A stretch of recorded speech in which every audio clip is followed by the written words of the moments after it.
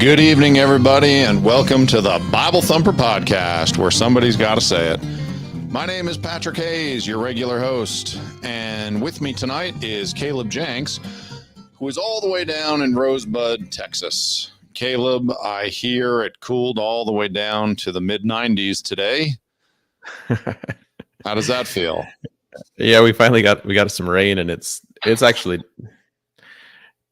I told somebody the other day, I'm pretty sure that heaven is going to be about 65, 68 degrees. God can't make everyone happy, right? But I'm sure it's not going to be 90 or 100 degrees. Yeah, no kidding. So, Caleb, tonight you wanted to talk about Israel, the nation of Israel. I don't know why. Yeah, pretty irrelevant currently. I mean, really, you don't hear much going on about the nation of Israel or the Jews in general in early November of 2023, other than everyone in America has gone crazy pretty much overnight, including congressmen and senators who decided to publicly come out and support terrorists who are murdering people in their beds. So there's that. And then every state-funded college and university, lo and behold, are on the wrong side of an issue. And they are, having protests everywhere against who? The Jews. But they were in good company, Caleb, throughout history. I mean, other rational, good-intentioned people throughout history are on their side. Folks like Adolf Hitler, basically skinheads. Let's see, who else? Oh, Satan. He's always had a pretty strong animosity toward the Jews. So, keep sending your kids to college, folks. It's good. Send your kid to a university. They will be on the side of Adolf Hitler and the devil. Yeah, it's pretty crazy how tonight, Caleb. A little bit of cynicism over here in Western Colorado. Yeah, it's kind of crazy how far we've come as a country to get to this point. I did not. After I don't know how many million people. Didn't it just happen like overnight? Like just a switch was flipped, and all of a sudden there's protests, and I mean, I don't know. I didn't see it coming. I did not see this anti-Semitism coming just like that. Just flip the switch. If you were a soldier fighting it in the world wars and getting the support of your people back home, I don't think that you'd guess that within 100 years or less than 100 years that the whole thing was going to flip on its head, and pretty soon everybody was going to it was going to be the sympathetic, politically correct thing to do to be anti-Semitic here in the U.S. So I'm going to tell you what I did. Now, this is really not that big of a deal because I live in Western Colorado, and let's face it, there's not a real, big, strong Jewish presence out here. But I did call some of my friends who are Jews, and I said, I didn't know how to phrase it. So I was like, look, can you get with all your people and just let them know that I am more than happy to give everyone free firearms training. I'm a certified NRA instructor. I've taught basic pistol, basic rifle, basic shotgun, personal protection in the home. I've taught lots and lots of classes. I've been doing it for years. And you're going to get free training. So you and all your Hebrew friends and their families, and I'll help them go to the store and pick out a gun.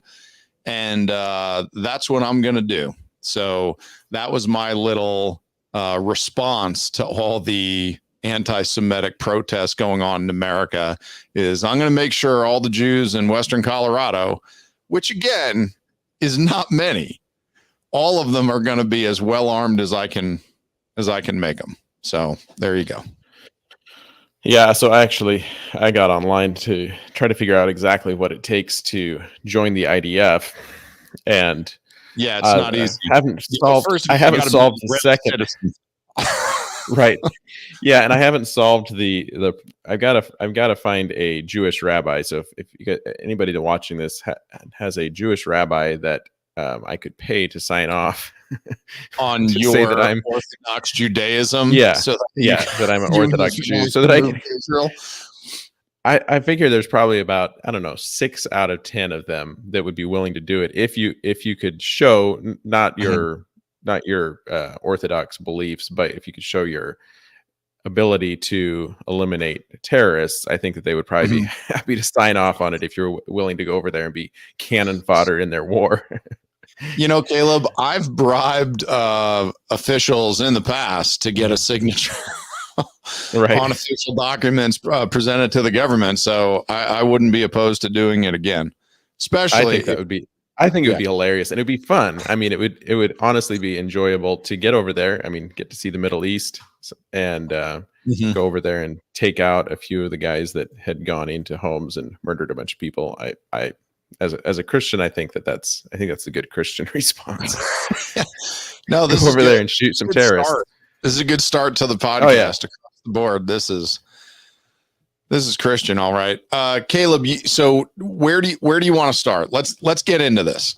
You wanted to talk about the nation of Israel. I'm guessing we're going to talk about their history and possibly their future as far as prophecy in the Bible and what we think all this, nonsense over there in the Middle East is all about. Am I right? Yeah, so yeah, that was my thought is everyone I even have quite a few Christian friends that are appalled by the war and that are In what way? they're sympathizing with the fact that Don't say it. supposedly the Palestinians have a Oh, right to return to their homeland and that Israel is occupying the original land, the original Palestine state that belonged since You the beginning of seriously, time. you do not have Oh yes. Christian friends that believe that. Okay, You I don't know if I gotta should be call them kidding me. friends. I have friends on Facebook. Okay, that term on Facebook can be Okay. thrown around a bit loosely. Sure. Okay. Okay.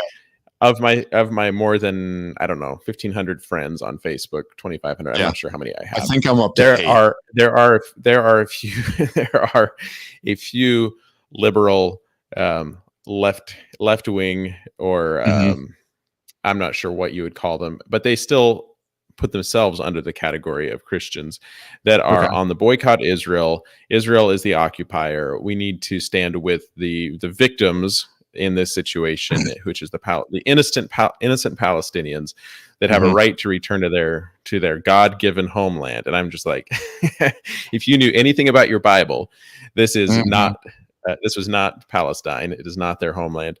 And so I was just thinking, hey, it's worth getting on here and talking about. I don't consider myself a history expert or a biblical expert, but it doesn't take too many pages of scripture to thumb through to find that God promised this to the nation of Israel. Do you want me to briefly cover the history of Israel? Because I happen to be a biblical scholar and a historical expert on the Middle East. Okay, yeah, so go for it. Okay, so here's what happened. Go to Genesis chapter 15, verse 18. And Caleb, if you have a way to copy and paste that and throw it up in the comments or something, that would be wonderful for everyone to see. I can put it on the screen. Yeah, I'm going to show everybody into the screen here as well. Yeah. Okay, so what was the reference again? There we go. Genesis chapter 15, verse 18. Okay, so we put up a map here. So I want to read this. This is God's covenant with Abraham. This is after the flood in the days of Noah, after the Tower of Babel, and basically before all the rest of human history. So what we read is, in the same day, the Lord made a covenant with Abram, saying, unto thy seed have I given this land. He was standing in Canaan land at the time. From the river Egypt unto the great river, the river Euphrates.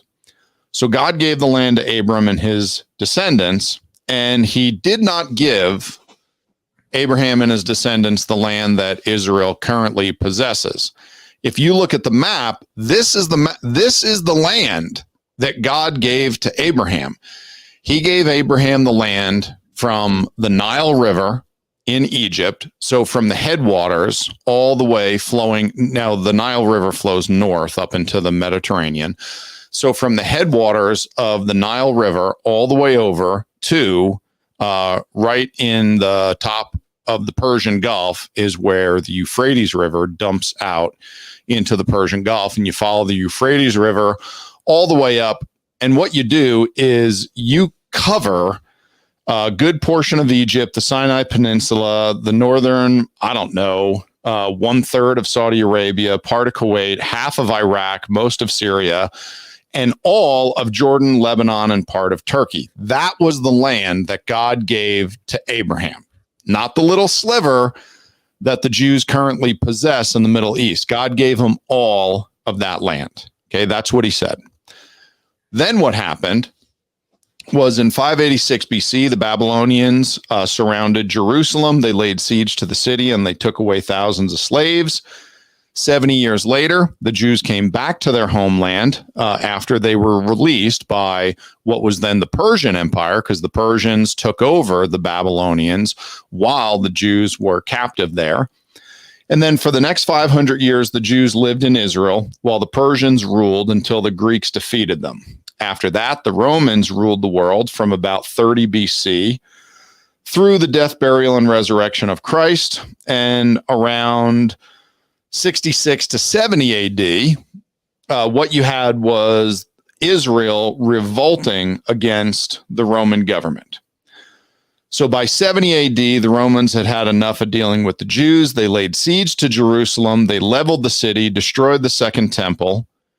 And the Jews fled their homeland in every direction. They winded up in Egypt and Russia and present-day Europe. And in 135 AD, the Romans renamed the land after one of the ancient enemies of Israel, the Philistines. So in 70 AD, the Romans sacked Jerusalem, destroyed the temple. The Jews fled. The revolt continued for a little while. The Romans ultimately were victorious, and the Jews dispersed throughout all the world. In 135 AD, they renamed the land after the enemy of the Jews, the Philistines.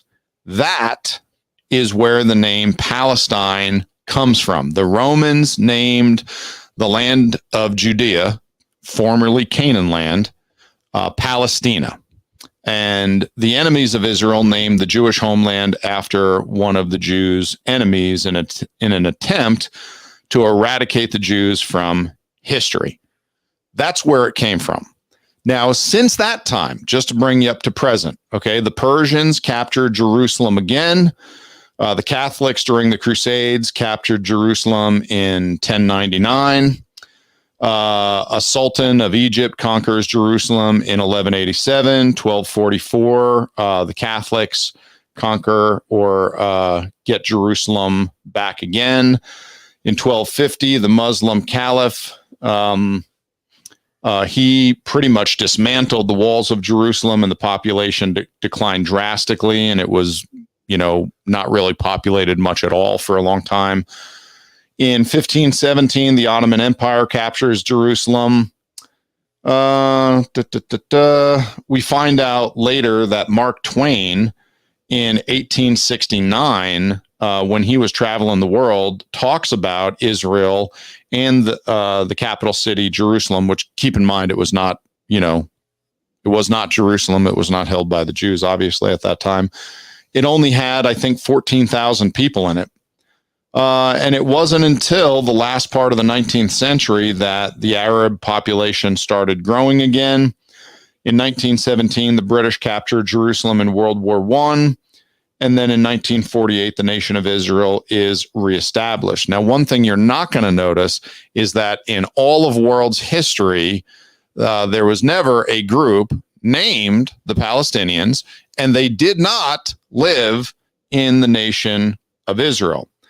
What we find, there was never a military, there was never a nation, there was never no. So to give you an idea, that on a map. You got it. So there has never been a Palestinian nation throughout all of world's history.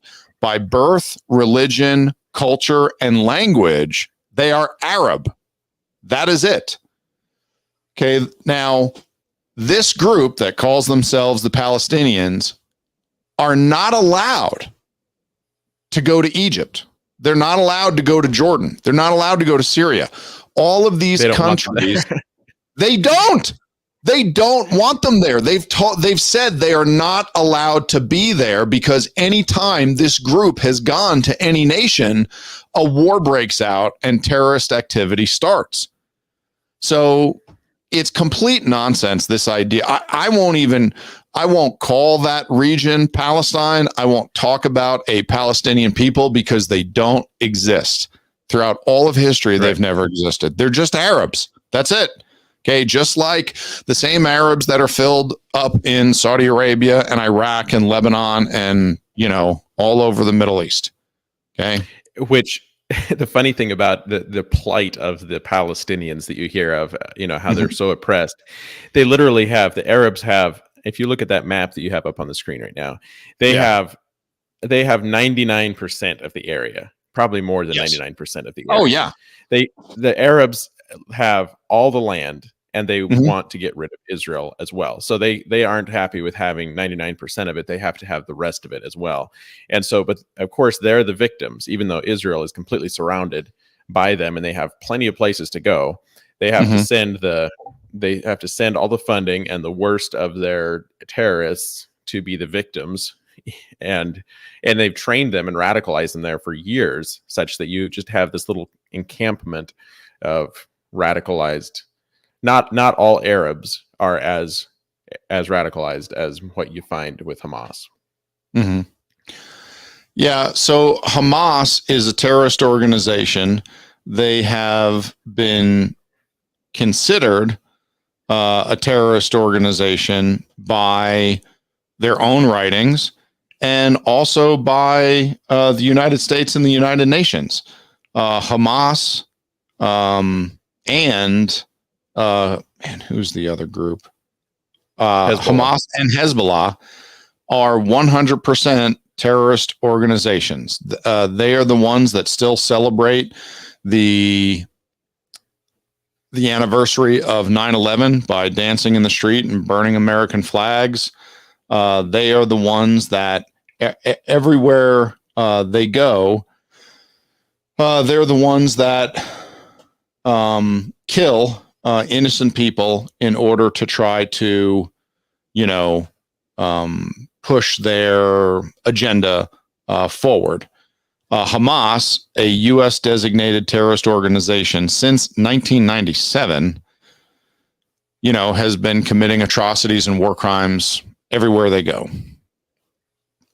And they just happen to currently attack, ready for this, wait for it, the one country where they have sanitation and clean water, where they are allowed to own land, they are allowed to vote, where their daughters are allowed to be educated beyond the 3rd grade, where women can start a business and get a driver's license, where women can go out into public and go shopping without fear of being beaten in the streets publicly by the morality police.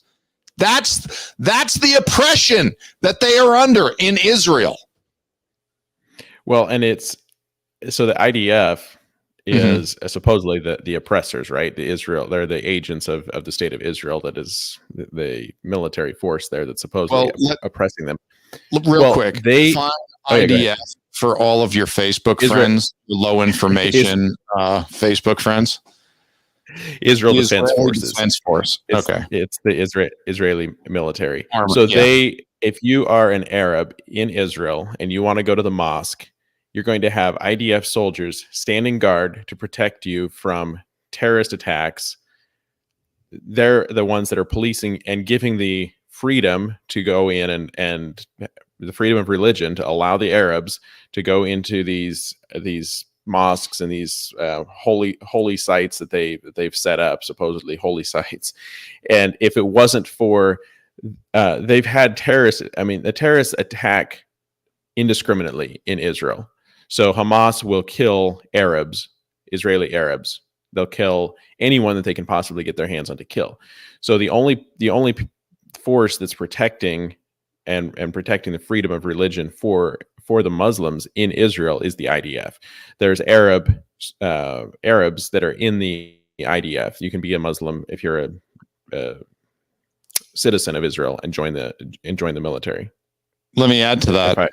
Yeah, go ahead. You are correct. You are correct. And if you are an Arab who lives in Israel and you have a desire to serve your country, which is Israel, and you join the IDF, you will never be asked to be in an armed conflict against other Arabs.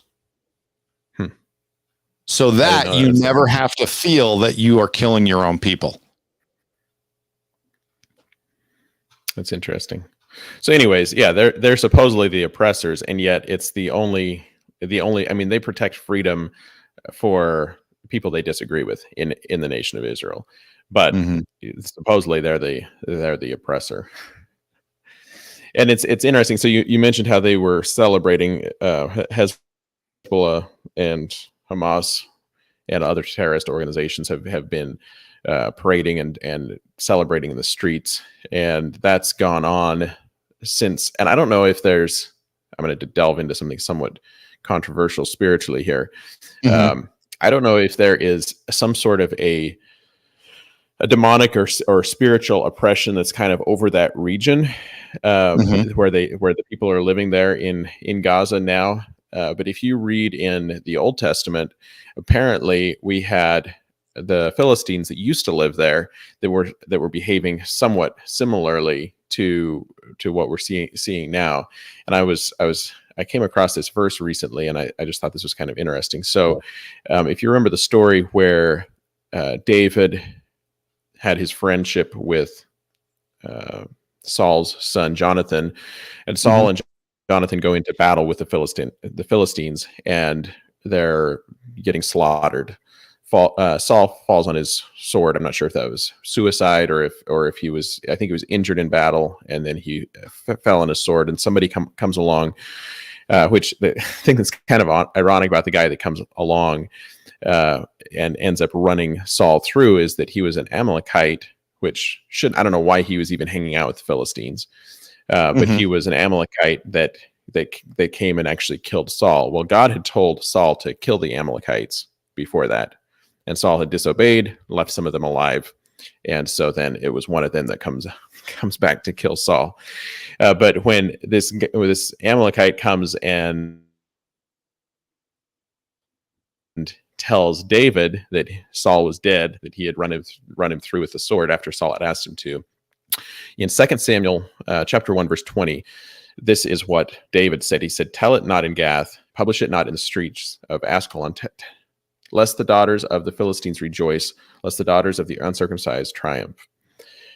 So it's interesting that David knew that the people that lived in this area were going to rejoice in the streets, much like they are now. And then there was another verse that I came across as well, where God had told the prophet Isaiah to warn the people that lived in Gaza against rejoicing with the. Let's see, where is this? I don't actually have. I have the text copied, but I did not copy down the reference here. It says, "Rejoice now, not thou, whole Palestina, because the rod of him that smote thee is broken. For out of the serpent's root shall come forth a cockatrice." I guess that's how you say that. "And his fruit shall be a fiery flying serpent." I'll find this reference here in a second. So that's a reference again to the Caleb same. Jenks, ladies and gentlemen, Caleb Jenks. Yeah, at my best, I have the verse, but not the reference. Anyways. Okay, so as far as the nation of Israel goes, we talked a little bit about the history for a minute or two.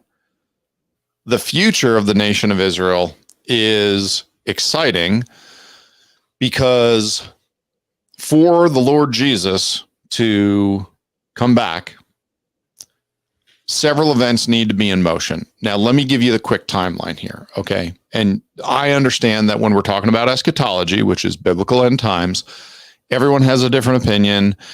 And we like to write off anyone that's not, on our side and call them crazy. But here is the order of events at some point. We have what the Lord calls the second coming, which is going to be the rapture. Jesus comes back and takes his bride home to heaven with him. There is going to be a period on earth that is 7 years long, which Jesus called the time of Jacob's trouble. During that 7-year period, there is going to be the rise of a key character in the Bible that we call the Antichrist.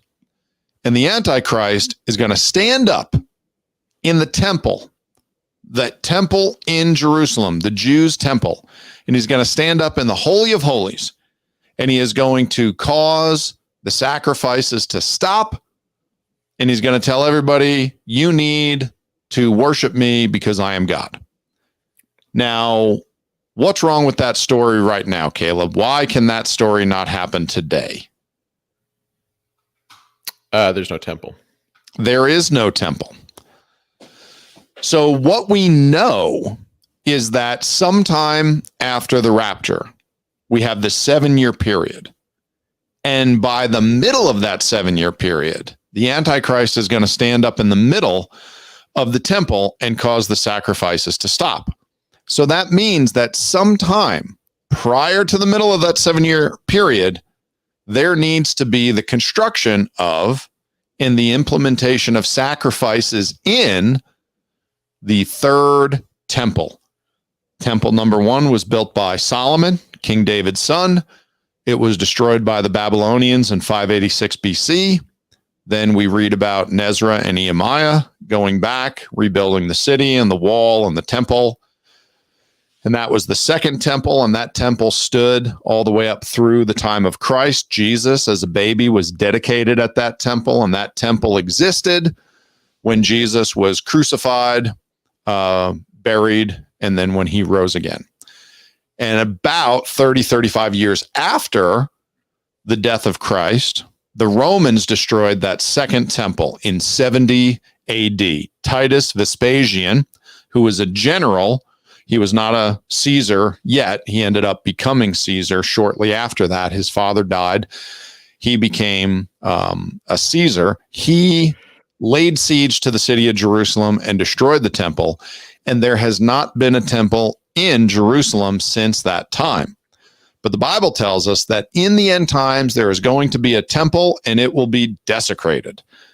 And for those of you who are like me, who believe we are not preterists, we don't think that all happened already, but we believe that is to come in the future, we are excited whenever there is big turmoil in the Middle East, okay? Understand, purely for the sake of eschatology. I'm not excited that people die. I'm not excited about war. I know there's going to be some moron out there that's going to misunderstand. I am excited because today in America, today is the most exciting time that you could be alive if you are a Bible-believing Christian, because there are things that the Bible says has to happen before the Lord's return, sometime shortly after the Lord's return, and it looks like everything is lining up for those times. Now, I am not rooting for war. I'm not rooting for loss of life. But the fact is, the Bible says there are going to be some wars, some very specific ones. And guess who's at the center? The nation of Israel. They are the ones that are going to be attacked. There's going to be a couple big conflicts. Don't worry, Israel comes out on top. But that's the reason that when we see attacks like this, and we see these attacks supported by a very large, powerful country that is named in the Bible and named in Bible end times, which is Elam, which is Persia, and we know them today as Iran. Iran. This Persian state of Iran. Iran is not full of Arabs. They are Persians. They speak Farsi. They have a completely different history. They're a different group of people. Do not tell an Iranian that he is Arab. He will be very offended. He is a Persian. And Iran is backing Hamas. This is a big deal because what does Iran have that a lot of those in Hamas don't have? And no, I don't mean pots and pans. Okay. They are roughly less than 9 months away from being a nuclear power. That's not Patrick Hayes talking. That is the Department of Defense and the NSA. That is what we are being told, is that Iran, who backs Hamas, who is attacking Israel and is currently at war with Israel, Iran is a nuclear power. Hey, Caleb, let me ask you, if Iran had a nuclear weapon, out of all the countries in the world, who do you think they're going to use their nuclear weapon on? They'll probably, I don't know who they plan to use it on. I'm guessing they'll test it on Israel and they plan to use it in other places. They'll probably just test it on Israel for mostly peaceful. If they're going to test it, let's just hope and pray they test it on Washington, D.C., so America stands a chance of lasting another 100 years. But oh, man, Iran is going to use their nuclear weapon against Israel. And guess what, folks? That nuclear conflict is talked about in the Bible. It's talked about in Ezekiel chapter 39. There's a nuclear war. Again, it does not go well for Iran. And I don't know that it's Iran. Okay, that's an assumption. I don't think the Bible is that specific, although people like, picking sides and saying who it's going to be. I don't know for a fact, but I believe it's going to be Iran, or at least I believe it's going to be an Iranian nuclear weapon that is talked about in Ezekiel 39. Caleb, you have the floor. I don't know if I just confused everyone or helped or what. No, that's I think you got it. So the interesting thing about this is that real quick. No, wait. Sorry. If any Iranian government officials are listening, I want to strongly encourage that you test your first nuclear weapon on Washington, D.C. Okay, I would like every politician in the federal government to be there at a convention and you just kill them all at the same time. Okay, that is, you're going to, talk about two birds with one stone. Okay, I don't know if we can make it happen, but here's to hope. Okay, that would just you'd like them to do that before they launch one at northern Israel, as is prophesied, and they get annihilated. Yeah. So, before Ezekiel 39 takes place, I'm just saying, if there is an area of the world that needs to be turned into a nuclear fallout wasteland, never to be inhabited again, I think it's Washington, D.C. I think that is going to help just every American on so many levels.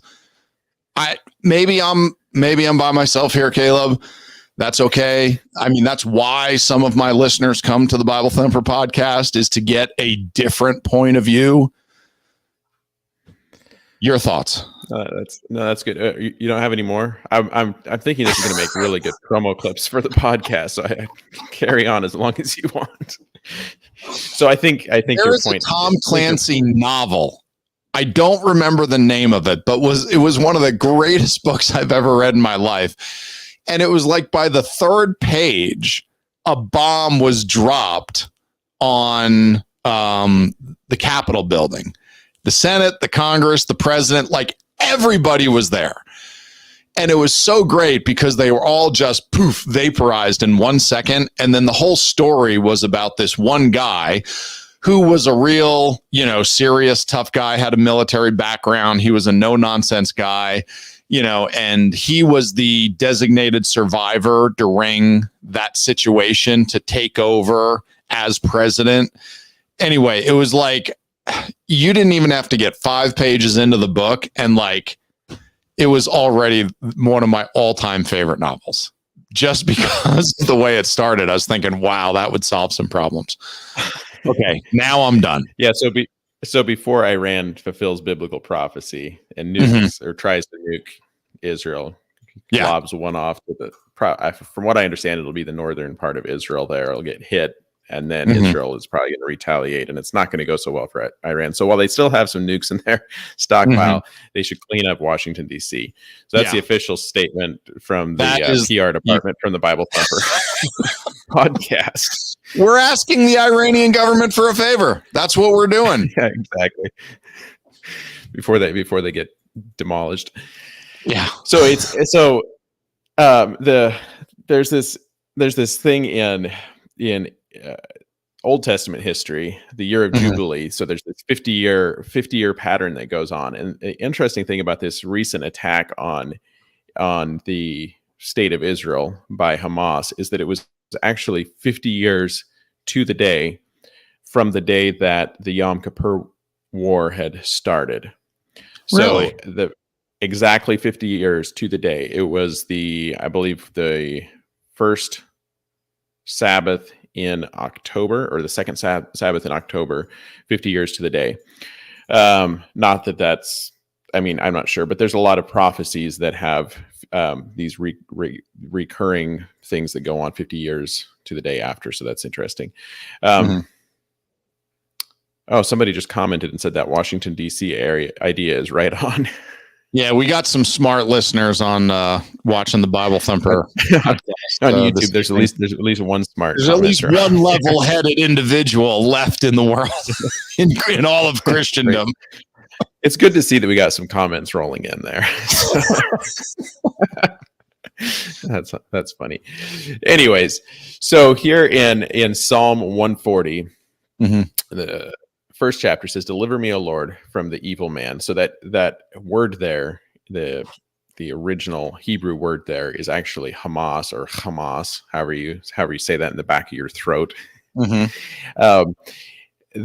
So the word Hamas, actually, it's an acronym, but it's ironic that it actually shows up in the Bible as well. So What's the verse you're in again? Psalm what? 140 verse 1.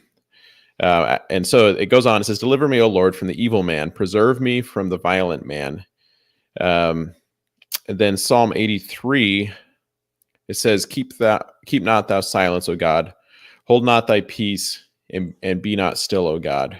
For lo, thine enemies make a tumult, and they that hate thee have lifted up the head.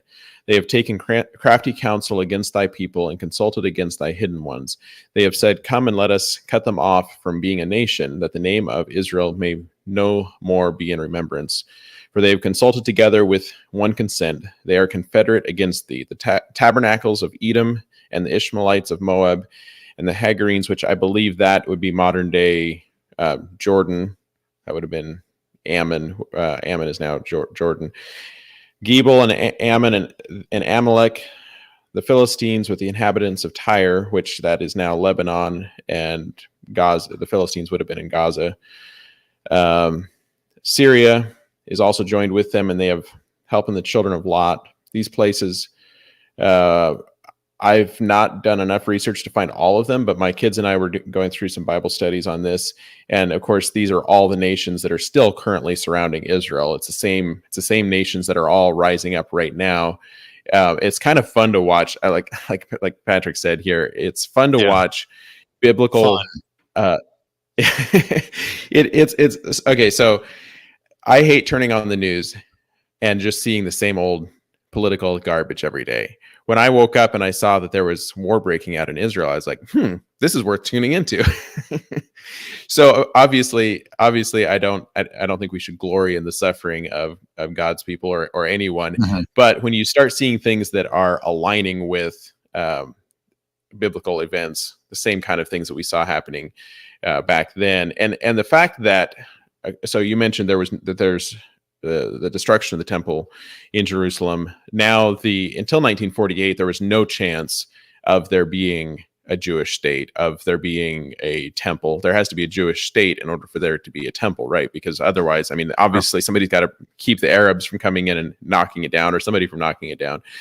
So to see 1948, the nations come, the day that they announce their independence, the day that they become a state, Israel or Egypt attacks, everybody else attacks. Then later we have several wars, and these wars, it's really interesting to look back and see. Even though I would consider Israel currently to be more of a secular, the IDF and their goals right now is more of a secular military force. It's not like everybody there is religious Jews, but for some reason you still see these miracles happening where God is on their side. So it's fun watching them go to war and watching people try to beat them, because it never works. Mhm. It seems like every time that somebody attacks Israel, they come out on top and end up with more land at the end of the deal. And then of course they're upset, and then they keep launching these little attacks. So I'm eager to see this thing kind of unfold and see what happens with it, because I see it as a spiritual biblical war, and not just as like if I heard that there was an attack in South Africa, there was a terrorist attack in South Africa, it would suck. And Sure. I'd be like, oh yeah, that stuff happens, right? But this gets my attention because, like you said, it is biblical prophecy.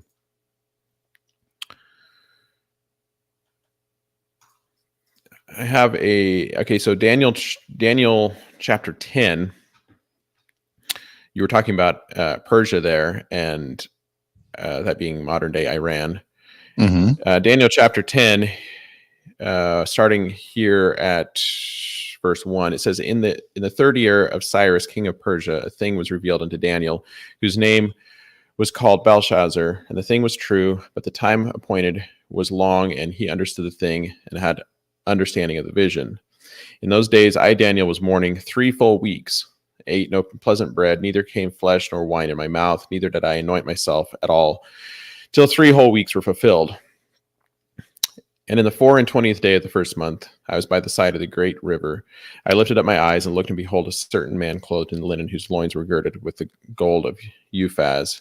And his body was like the beryl, and his face was the appearance of lightning, and his eyes as lamps of fire, and his arms and feet like the color of polished brass. And the voice of his words like the voice of a multitude. And I, Daniel, alone saw the vision. For the men that were with me saw not the vision, but a great quaking fell upon them, so that they fled and hid themselves. Therefore I was alone and saw this great vision, and there I remained. There remained no strength in me, for my comeliness was turned into corruption, and I retained no strength.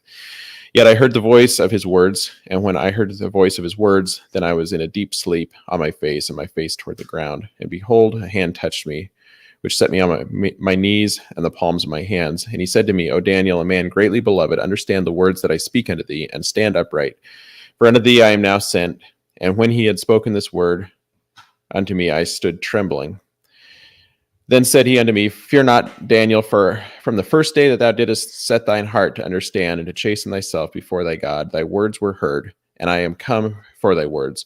But the prince of the kingdom of Persia withstood me 21 days. But lo, Michael, one of the chief princes, came to help me, and I remained there with the kings of Persia. Now I come to make thee understand what shall befall thy people in the latter day.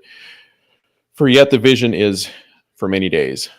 So this, every time that I've read this in Daniel, this has really stood out to me, that there was a battle among angels or fallen angels, demons, there's apparently a prince of Persia.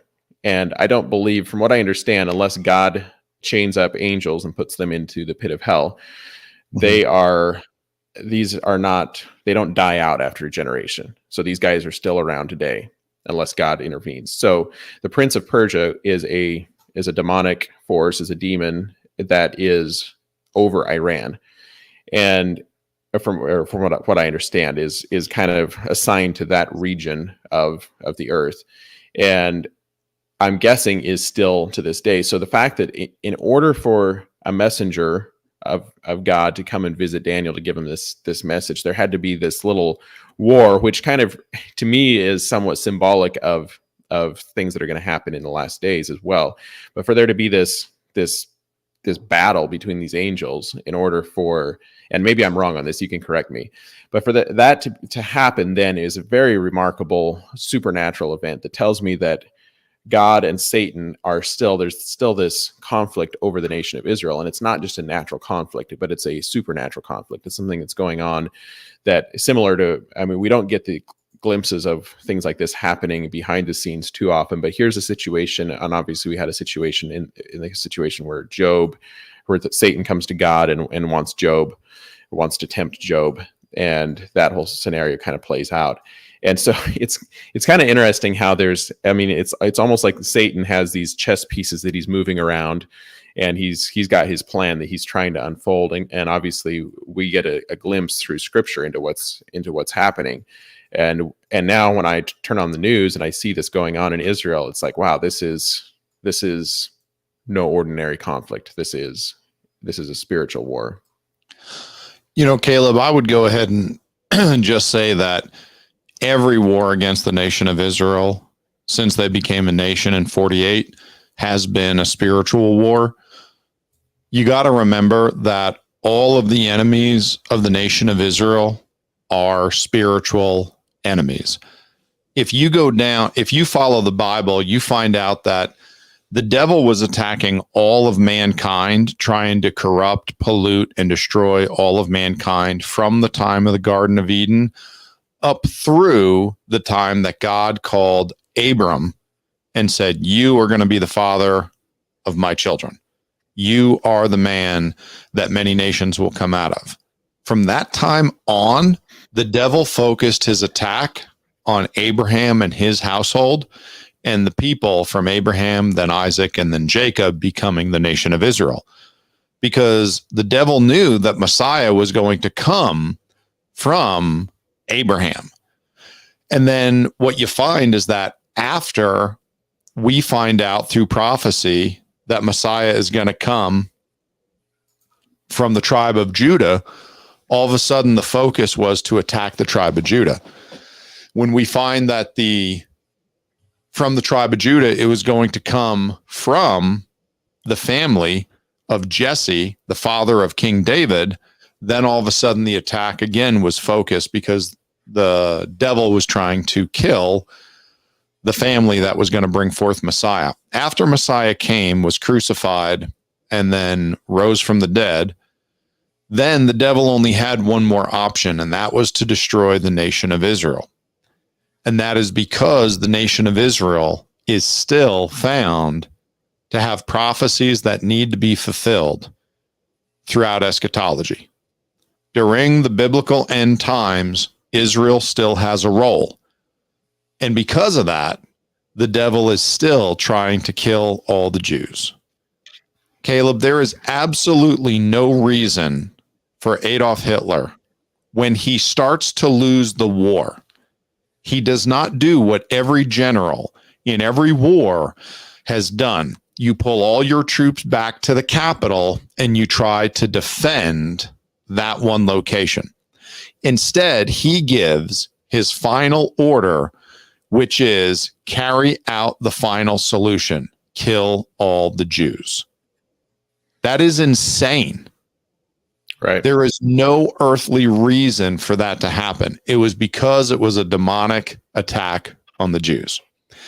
And still today, Caleb, out of the entire Middle East, there is one country, one, that has no oil in it. You want to guess which one it is?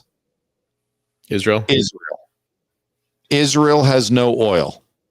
Why on earth does anyone want that land? The piece of land is smaller than the state of New Jersey. There is no significant reason to take that land. No country benefits. Caleb, furthermore, after the Romans kicked the Jews out and the entire nation of Israel was not really occupied, it wasn't a big, important area for commerce. It wasn't a big, important area for natural resources. It was just desert land. And for hundreds and hundreds and hundreds of years, it was just a desert wasteland. Any nation could have moved in at any time and taken it.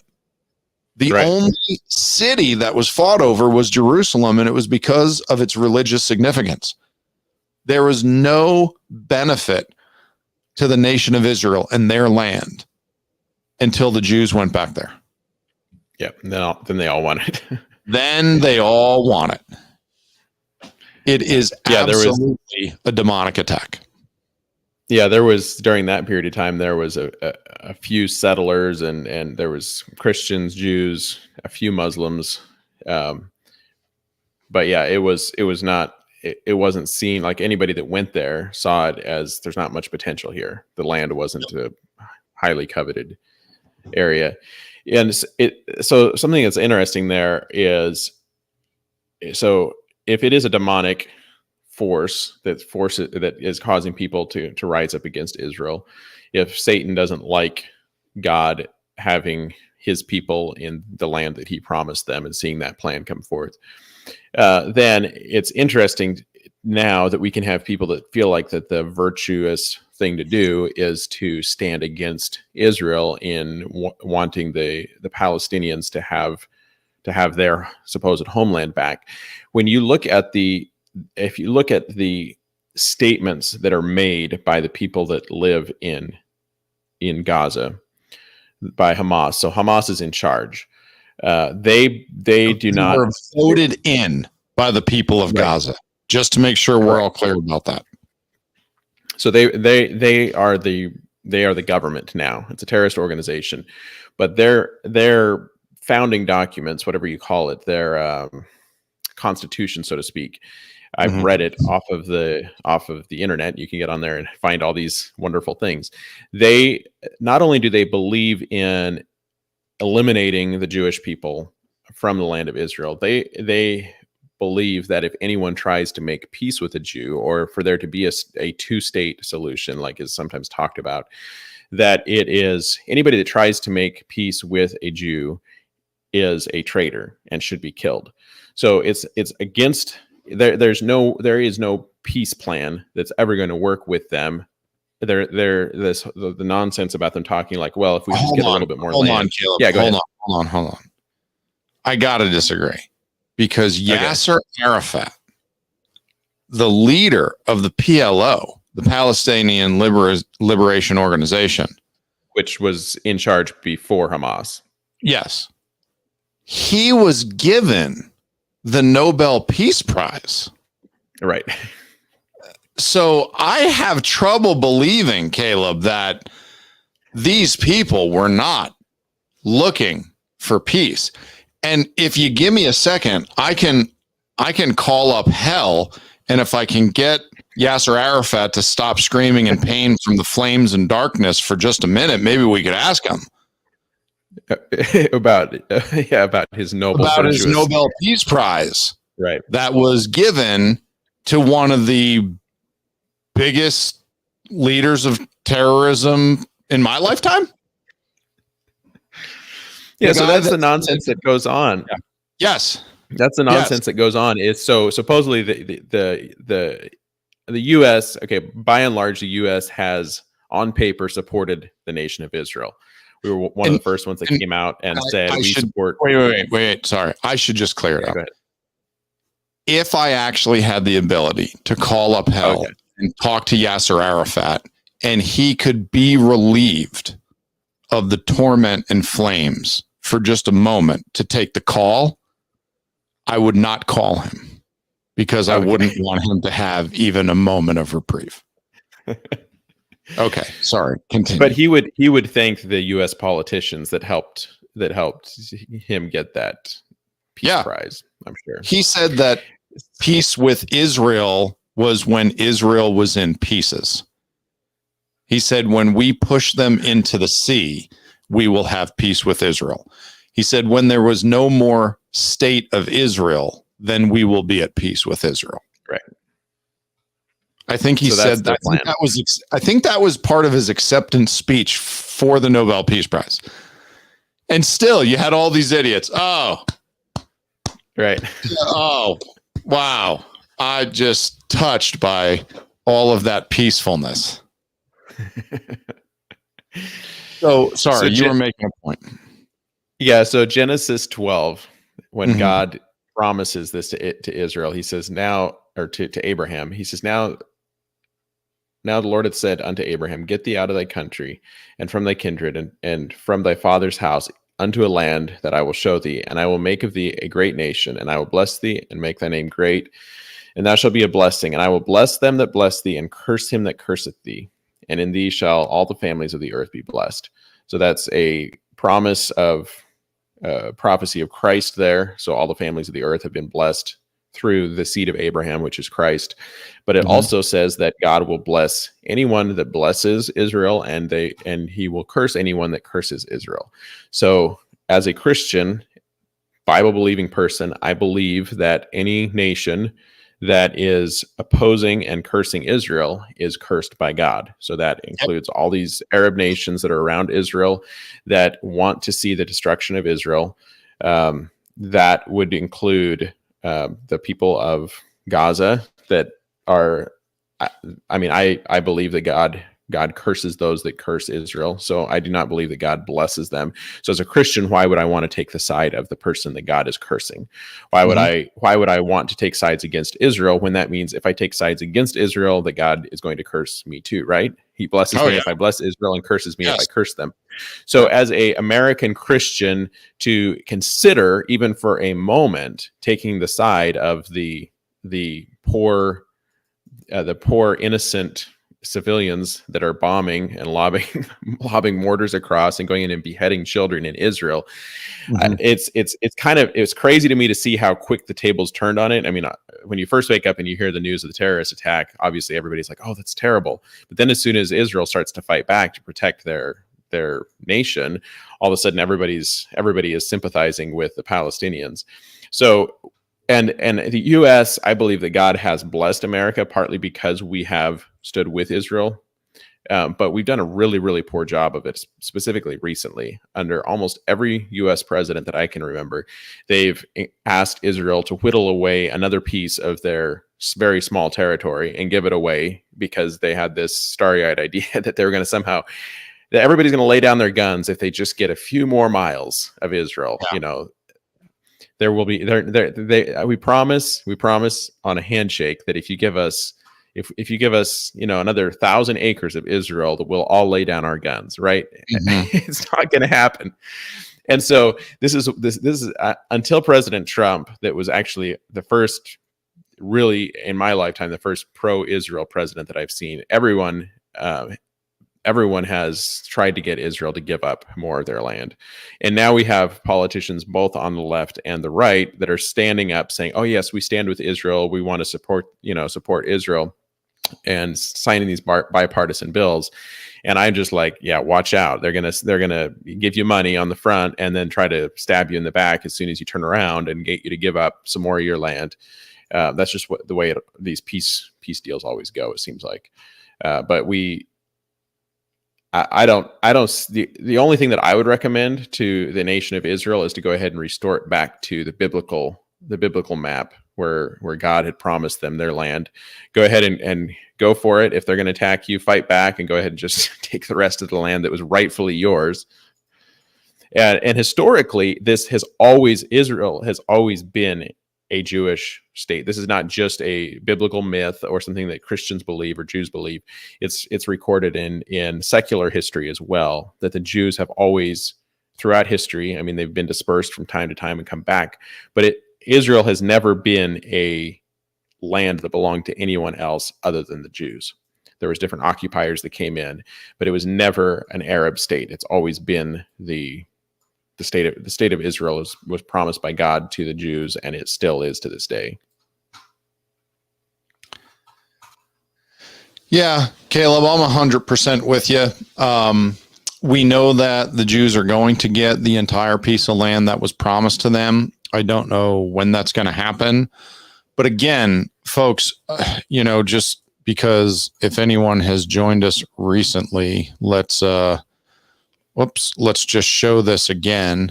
So here's the map. Is there anyone out there watching that thinks that Egypt, Saudi Arabia, Iraq, Syria, Lebanon, Jordan, parts of Turkey, parts of Kuwait, is there anyone that thinks that those countries are just going to sign over the land to the Jews? No. They all hate the Jews. Do you know that you're not allowed to enter Saudi Arabia as a Jew? Do you know that? Do you know that they would stop you or I if we had a stamp in our passport from Israel? We are not allowed to go over to Saudi Arabia and work there and bring a Bible. These countries do not tolerate the nation of Israel. They hate them. So for this piece of land to work out the way that God explained, something massive, there's going to be a big disruption somehow, some way for this to take place. So when we see the nation of Israel going to war and possibly pulling in other nations to the conflict, this is what makes us think, oh boy, is this it? Is this the time when we're really going to start to see some crazy things take place? Because the Bible talks about them. So with that, I also agree with you, Caleb, about what Genesis, was it chapter 18 or 19 said about the blessings and the curses for those who follow, for those who support the nation of Israel. The big thing Christians have to, chapter 12, boy, I was way off. Chapter 18 was another covenant that Abraham and God had. There's one thing that Christians need to realize in America.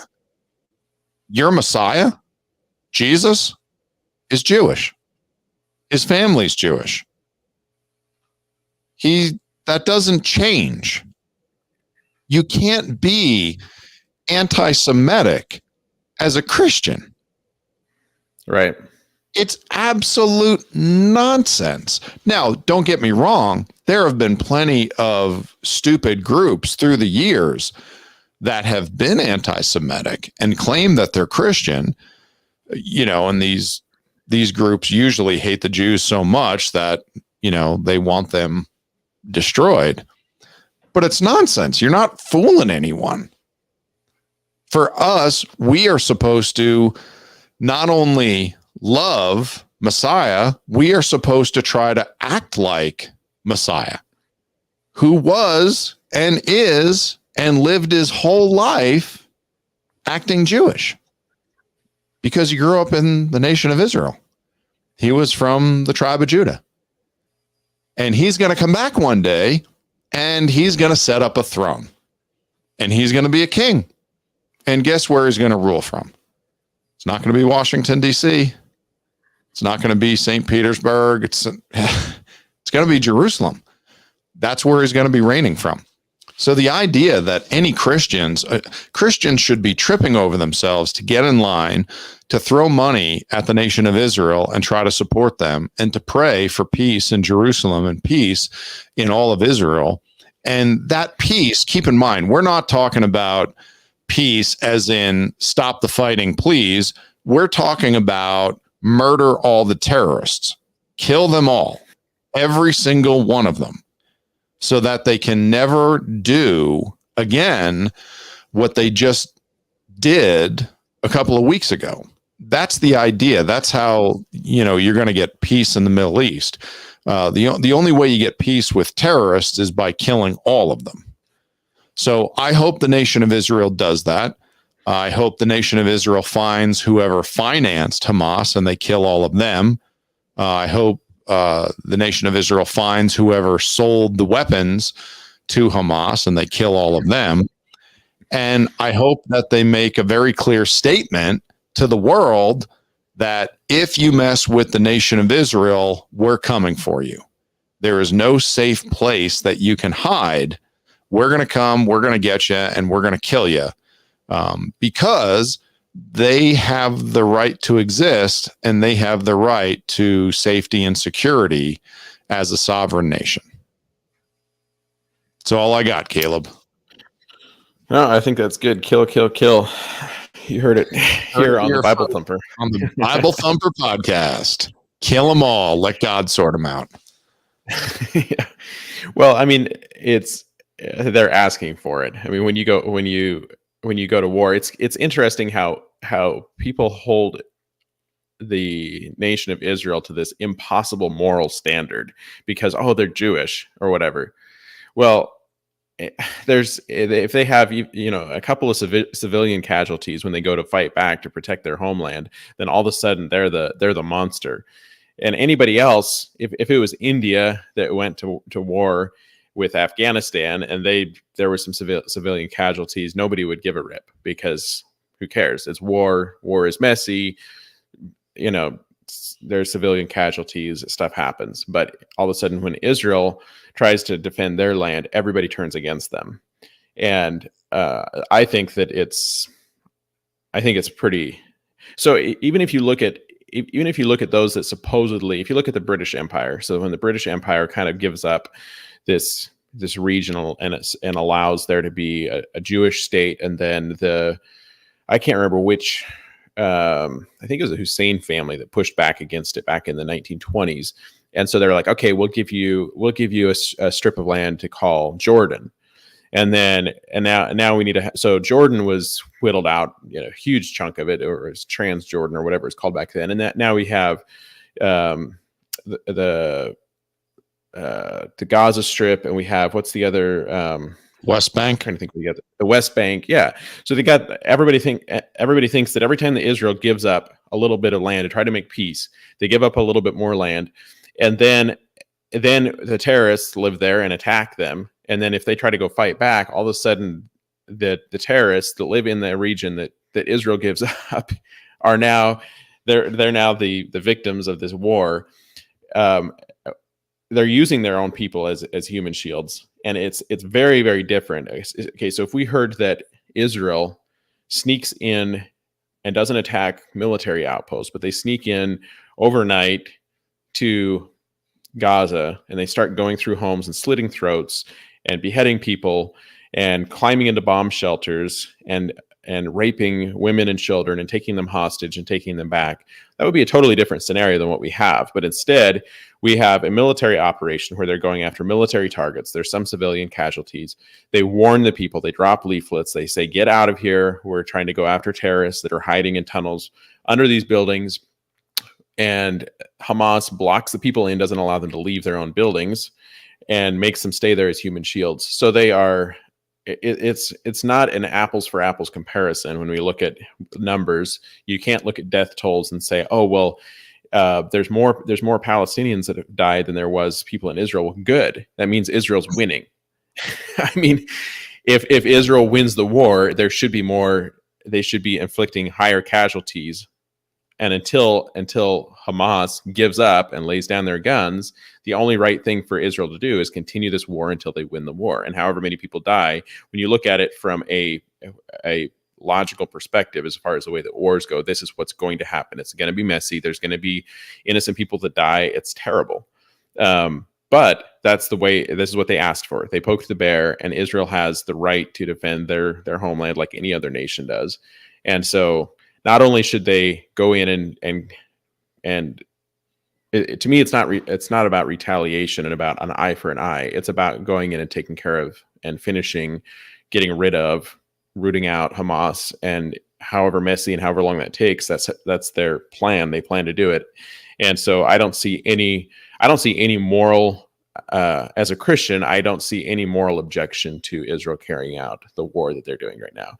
That doesn't mean that I say that everything that Israel does is blameless and that there's not going to be some things that happen in this war that I think that as a Christian you have to support every action of Israel. But as far as their objective, as a Christian, I think that the war that's going on right now is a justified war. Doesn't mean everything that happens is just, but it's a justified war. And I think that as Christians we should support Israel and pray for Israel and pray for them to win and pray for there to be peace in Israel, because the Bible tells us to pray for the peace of Jerusalem.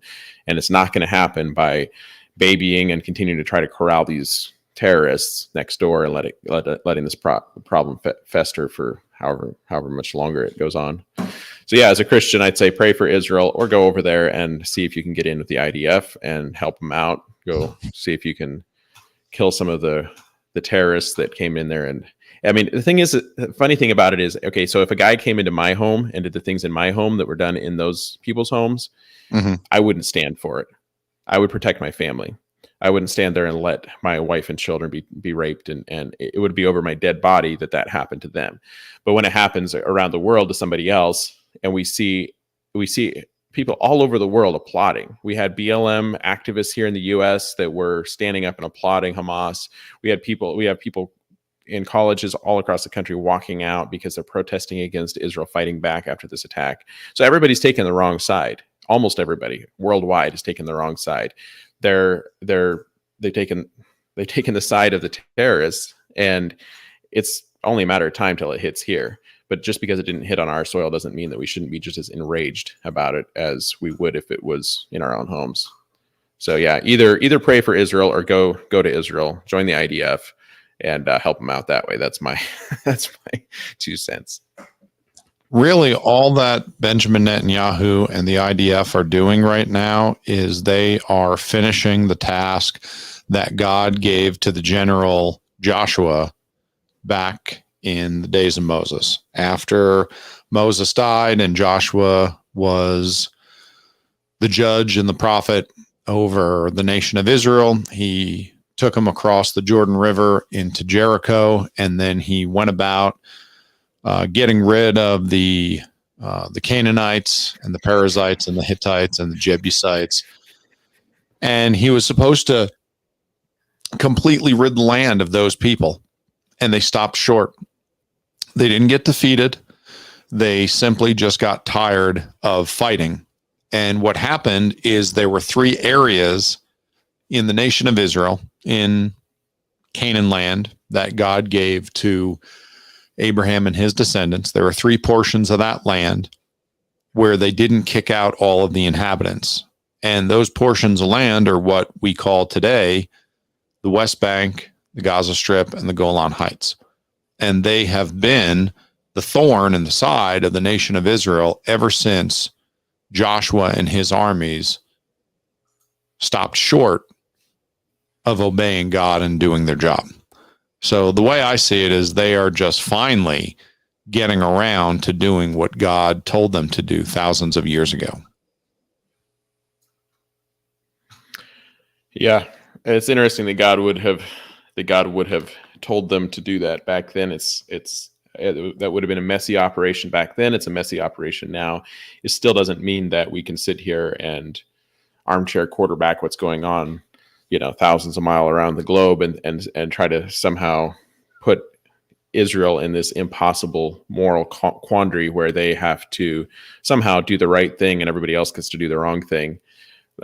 War is messy. And I mean, I certainly feel for the people that are living in Gaza. There's children there that have been indoctrinated, that are being used as human shields. There's people that are going to lose their lives that they themselves are not the ones that made these decisions, but it is where we come to, and it's the war they've asked for, and it's the war they get. So unfortunately, and we should be praying for the people of Gaza as well, for, innocent civilians that are there, and Christians that are living there that are going to become casualties.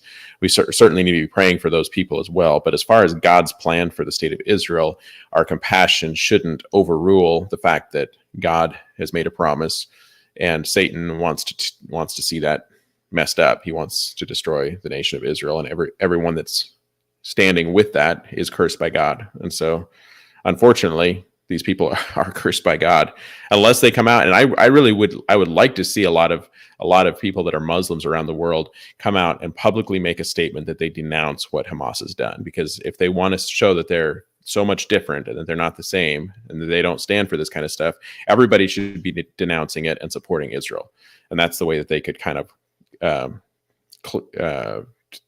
clean the blood off of their hands, so to speak, with this. Because and it's going to be hard to find that. Ben Shapiro the other day was at a college campus here in the U.S. having this debate with college students, but quite a few of them were Muslim people that came up to debate him, and they kept over and over again saying how that the Palestinian people have they're innocent, they're being oppressed, and that Israel, that they would point out this casualty or this thing that they thought was unjust or unfair. But he over and over again asked each one of them, so what do you believe means peace for for that region. How much of Israel can they have? Do you support a two-state solution, so to speak? All of them say no, that the only thing that they ever see as a peace plan is to eradicate all the Jews, get rid of Israel, wipe Israel off the map, push them into the ocean. And none of them will come out publicly and say, no, we disagree with this. That's what they all believe. And that's what most of the world sees. 90%, I'd say, of the world sees that as the solution. Those that are on the fence are still going to go along with it. So it's rare to take the right side morally. But I think in this situation, even if it's messy, as Christians, we should take the right side of this conflict. It really makes me wonder how many of these people are actually born again Christians. Right. I have no idea how born again Christians could honestly be anti-Semitic. It does. I mean, it doesn't compute. The highest virtue, though, as a Christian, is to be compassionate and to be nice, right? And war isn't compassionate. Nice, no. But that's what's been taught in churches, and that's what's been implied, at least in churches throughout America for years, is being politically correct, being kind, being nice, not offending anybody. And so we got into this point now where we have Christians that they believe that if something is messy and dirty and whatever, that we have to choose, we always have to choose the side of the underdog, so to speak. We always have to do the nice thing. Yeah. Kindness is the greatest virtue. Yeah. And really, what God wants us to do is obey him. That's what he wants. Right. And the fact is, anytime a Christian's going to obey God, it's difficult to do. It's unpopular across the board, every single time through the Bible. That's what you find. Every single person that obeys God, every single prophet, every single New Testament Christian, that's all it is. It's unpopular. It's difficult. It causes fights. It causes turmoil in society. I'm just saying that's how many phony baloney Christians there are in America.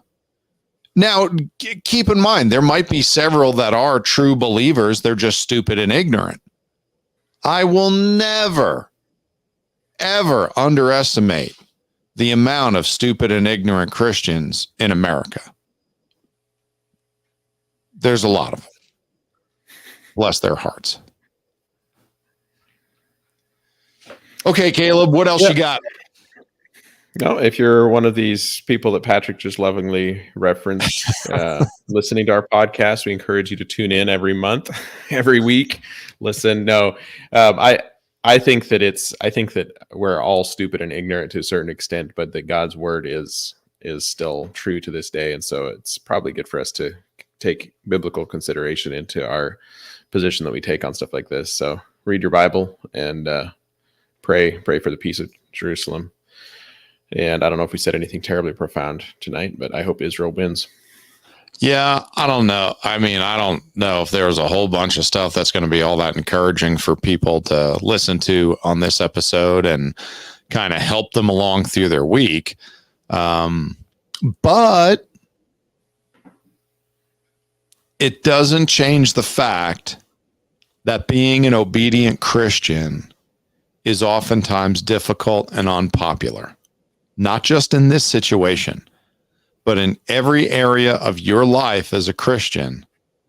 If God has been putting pressure on you to obey him in some area of your life, the odds are you have not wanted to do it because obedience would mean your life would be more difficult and unpopular.